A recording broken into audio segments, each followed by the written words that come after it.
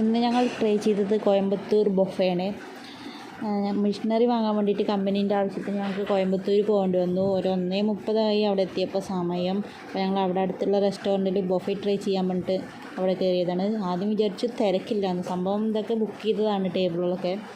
അതാണ് കേട്ടോ. നോൺ വെജിറ്റേറിയനും വെജിറ്റേറിയനൊക്കെ ആയിട്ട് 22 ഐറ്റംസാണുള്ളത്. അതിലാദ്യം തന്നെ ഞങ്ങൾ നോൺ വെജിറ്റേറിയൻ ട്രൈ ചെയ്യാം, എന്നിട്ട് നമുക്ക് വെജിറ്റേറിയനിലേക്ക് കടക്കാൻ വിചാരിച്ചു. ആദ്യം 3 ടൈപ്പ് സാലഡ്, 4 ടൈപ്പ് സാലഡ് ഉണ്ട്. പിന്നെ ദം ബിരിയാണിയാണ് കേട്ടോ. ചിക്കൻ ദം ബിരിയാണിയാണ്. അധികം സ്പൈസോ മസാല ഒന്നും ഇല്ലാത്ത ബിരിയാണിയാണ്. അത് എനിക്ക് തന്നെയായിട്ടും പിന്നെ അങ്ങനത്തെ ബിരിയാണിയാണ് ഇഷ്ടം കേട്ടോ.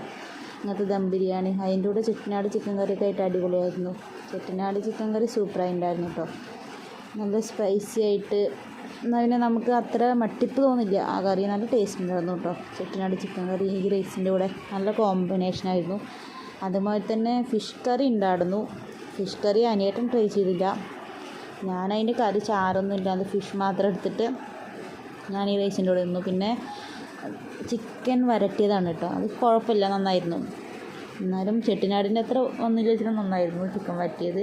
ഇതൊക്കെയാണ് നോൺ വെജിറ്റേറിയൻ ഐറ്റംസിൽ പെടുന്നത്. അടുത്തത് വെജിറ്റേറിയനാണ്. ഇതൊക്കെയാണ് നോൺ വെജിറ്റേറിയൻ ഐറ്റംസിൽ പെടുന്നത്. ഇനി വെജിറ്റേറിയനിൽ കിടക്കാൻ വെച്ചത് ഏതോ ഫ്രൈ ചെയ്ത ഒരു ഐറ്റംസാണ്. കോളിഫ്ലവർ മാതിരിയാണ് സംഭവം, കുഴപ്പമില്ല. പിന്നെ ഉള്ളത്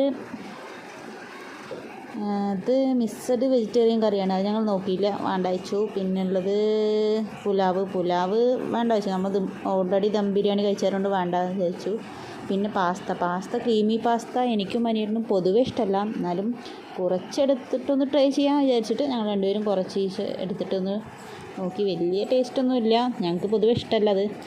പിന്നെ സാദാ ചോറാണ് എടുത്തത് കേട്ടോ. തമിഴ്നാട്ടിലത്തെ ഒരു നീണ്ട അരി ഉണ്ടാവില്ലേ, അതിൻ്റെ സാദാ റൈസ്. ഞാൻ മീൻ കറിയും കൂട്ടി കഴിച്ചു. അനിയേട്ടൻ വീണ്ടും ചെട്ടിനാട് ചിക്കൻ കറി തന്നെ എടുത്തിട്ട് റൈസ് കഴിച്ചത്. പിന്നെ അതുപോലെ തന്നെ മോര് കറി ഉണ്ടായിരുന്നു, രസം ഉണ്ടായിരുന്നു. അതൊന്നും ഞങ്ങൾ എടുത്തില്ല കേട്ടോ. മോര് രസമൊന്നും ട്രൈ ചെയ്തില്ല. പിന്നെ ഇത് കോളിഫ്ലവർ പൊരിച്ചത്, അതൊന്നും നോക്കിയില്ല, വേണ്ട വിചാരിച്ചു. ഇതൊക്കെയാണ് ഡാൾ പിന്നെ അനിയേട്ടൻ എടുത്തു. എനിക്ക് വലിയ ഇഷ്ടമല്ല പരിപ്പ് കറിയില്ലേ, അതാണത്. അനിയേട്ടൻ എടുത്തു, ഞാനെടുത്തില്ല.